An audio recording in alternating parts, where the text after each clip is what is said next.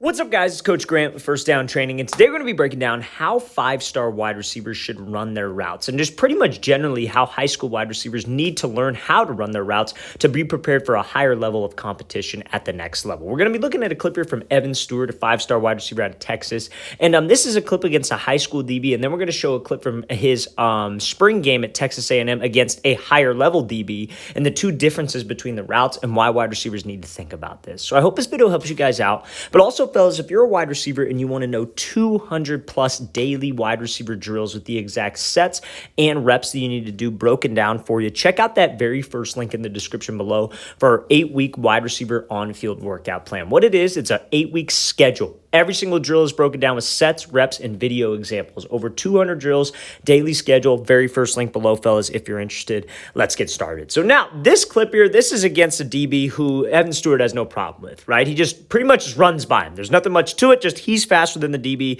and he's able to just run by him. Now, the reason why I want to show this clip is that at the next level, you're not going to be able to get away with this. Now, in high school, you see a lot of these 5-star, 4-star, 3-star guys, anybody that's a recruitable guy, they're usually one of the biggest, one of the fastest, one of the stronger guys on their team, right? So they could get away with a lot of things that maybe, the average type wide receiver who maybe isn't the fastest in the world couldn't get away with. And that's why route running is so important. But I feel like that speed and that size is only going to last you so long, right? Because eventually you're going to come across a guy who's faster than you. Eventually you're going to come across a guy who's bigger than you. And there's somebody out there who's always just as talented. So what you got to make sure that you have other tools in your tool belt. So if I was coaching this up, like obviously it works. He's just faster than this DB. There's nothing this DB can do about it. And we can just run right by him. So this isn't wrong because it's going to work, right? But when you have a DB who's faster, what I would say in this scenario is what would you want to do? You have to run a fade. You would want to attack his leverage, maybe threaten him to the inside a little more. He's inside shade. That means what? He doesn't want you to go inside. He doesn't want you to cross his face. So I would try to attack him inside to threaten him there. Now, we're going to play a clip after I play this full speed of him at his Texas A&M spring game, doing that to a DB on the other side of the ball who's a little bit more talented, a little bit more physical, because he is also playing at that Division I level. So let's play this full speed again. Great example of speed. This guy can run. He's got wheels, and there's probably a lot of college DBs that he's faster than, but there's always going to be a guy with disciplined technique who you're going to have to eventually go up against. So now, same scenario. DB's off about 2 to 3 yards. He's inside shade, and he is running a fade. Now, in this scenario, it's not going to work if I just try to run right by him because this DB's actually talented, not that other DB wasn't talented. I'm sure he probably plays college ball somewhere. But the DB is more talented. The DB, has a little bit more discipline. The DB's faster. The DB might be a little bit stronger, has maybe about 30 pounds on him, right? So if you just try to take off and run to the sideline, what is that DB supposed to do? He's going to get hands on you, and he's going to wall you to the sideline. That is something that a lot of wide receivers don't understand. They think that, this DB's inside shade, I got to run a fade, I could just take off and get in a foot race. His job when you do that, his sole purpose is to take away the inside, not the outside. So if you just take off and run, he's going to get hands right into your hip, squeeze you to that sideline. And let's say, for example, this line right here is the sideline, and you're right here with only maybe a yard to the sideline. That's an impossible throw for that QB.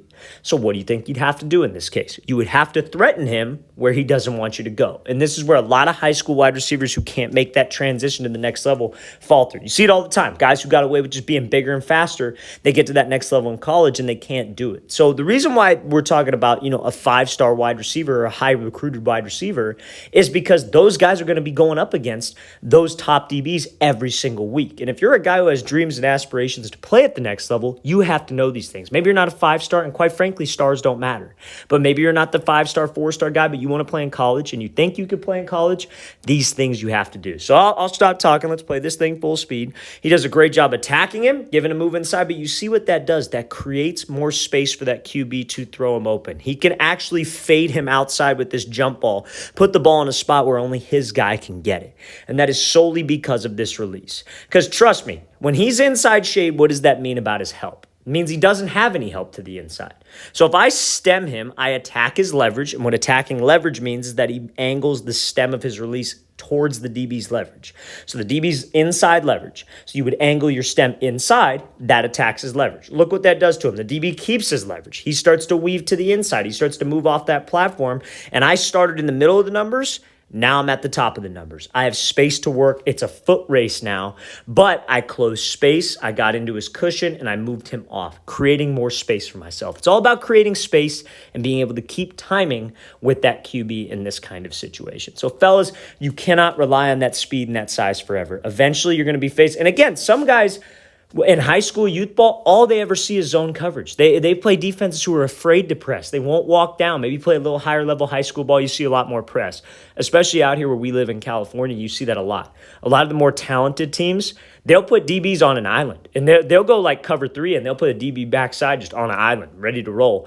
And you have to be able to get off of that. And college coaches want to see that because at that next level, that's what's going to happen. Can you get off a press? Can you create separation? Do you bring more to the table than just speed, athleticism, and size? And this is a great example of him showing that. So let's play this thing again, full speed one more time. Cannot just run around people, fellas. There will always be somebody just as fast, always somebody maybe a little bit bigger that you're going to have to come in contact with.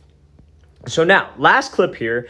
This is another clip of Evan Stewart. I really like the way this kid runs routes.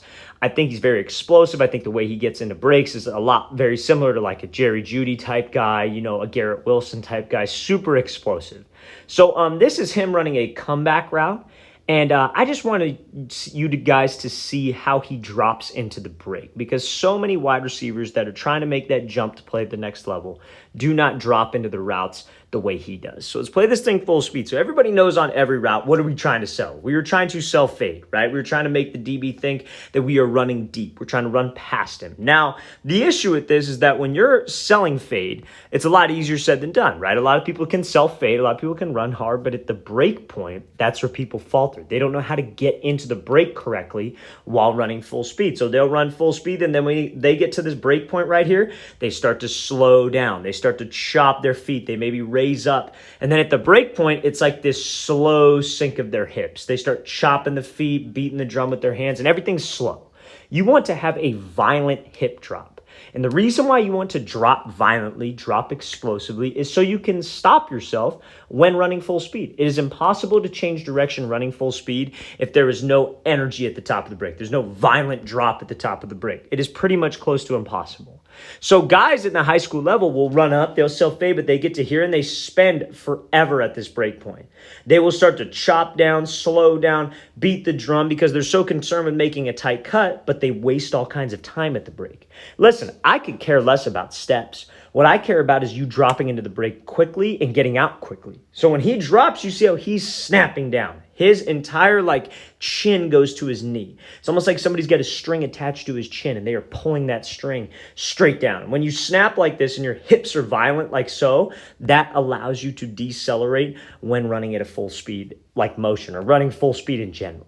So that violent hip drop, fellas, that is what's going to help you change direction. So if you're trying to make that next jump, make that jump to the next level, you look at any elite wide receiver at the next level, they all snap into their breaks. They're all shooting their hips down to their breaks because it's a quicker way to get out of the route than slowly sinking your hips, beating the drum. So fellas, if you want to make that transition, make sure we get comfortable snapping down and eliminating all wasted time at the top of that break. Let's play this thing again, full speed one more time. Great job by Stewart pushing vertical, hips snapping down, being able to drive out and create that energy at the top of the break. All right, fellas, I really want to thank you for watching. I really appreciate it. If you guys have any questions at all, don't hesitate to leave those in the comment section below. We always appreciate the feedback. Always great to hear from you guys. You guys help keep the channel rolling, so we 100% appreciate it. And again, fellas, if you'd like an 8-week wide receiver on-field workout plan, over 200 drills you can do on a daily basis for 2 months, check out that very first link in the description below. I'll see you guys next time.